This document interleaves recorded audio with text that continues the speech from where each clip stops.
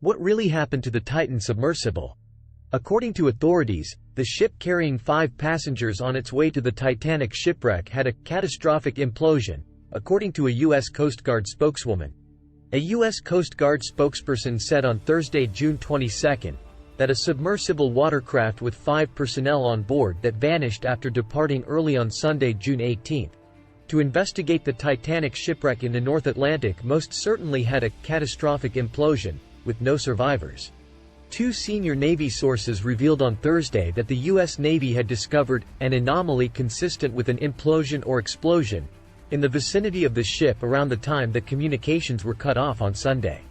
According to one officer, the identity was not conclusive, but it was sent to the search team. However, authorities decided to carry on looking in order to make every effort to save the lives on board.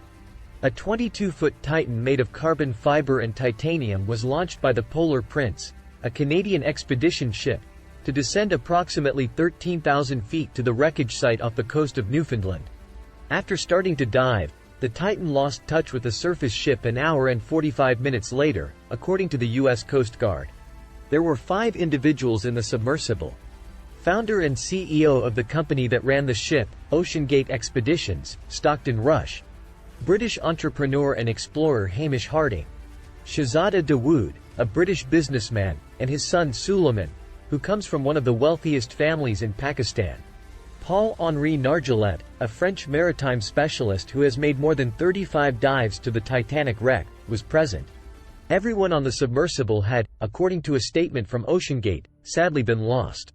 These individuals were genuine explorers who had a strong sense of adventure and a strong desire to explore and preserve the waters of the world.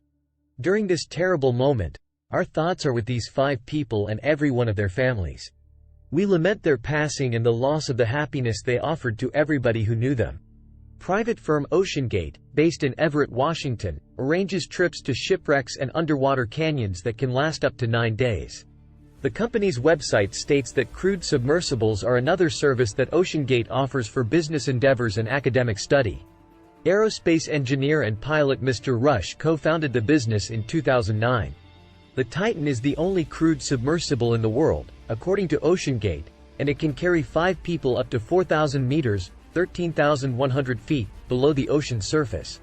Since 2021, the company has offered tours of the Titanic site, and visitors have paid $250,000 to travel there.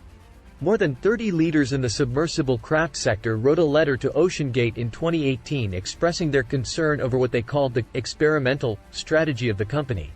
The letter was obtained by the New York Times. They issued a warning about potential catastrophic issues with the submersible's construction and intended trip to the Titanic debris. 4 days into its inaugural transatlantic voyage in April 1912, the RMS Titanic, the largest steamship in the world at the time, collided with an iceberg. More than 1,500 individuals lost their lives as it submerged to the bottom of the sea. In 1985, the wreck's fragments were located about 400 miles off the coast of Newfoundland. In order to find the Titan, the U.S. Coast Guard worked with Canadian law enforcement and commercial ships. The U.S. Coast Guard announced on Thursday through Twitter that a remotely operated vehicle, or ROV, from the Canadian ship Horizon Arctic explored the ocean floor and that a French ship deployed its ROV at the location. According to Rear Admiral John Mauger of the U.S. Coast Guard, who spoke at a news conference on Thursday, search teams discovered underwater pounding noises, but they didn't seem to be connected to the submersible's wreckage. He said that on Thursday morning, some 1,600 feet from the Titanic wreck's bow, remnants of the Titan's tail cone, and other parts were located on the ocean floor as a result of a debris field discovered on the surface. He said that it was still too soon to determine when the submersible imploded and that investigators were working on a timeline of events, but the discovery was consistent with a catastrophic loss of the pressure chamber in the submersible. Admiral Mauger declined to comment on the likelihood of finding the victim's remains, stating that the ocean floor is an incredibly unforgiving environment.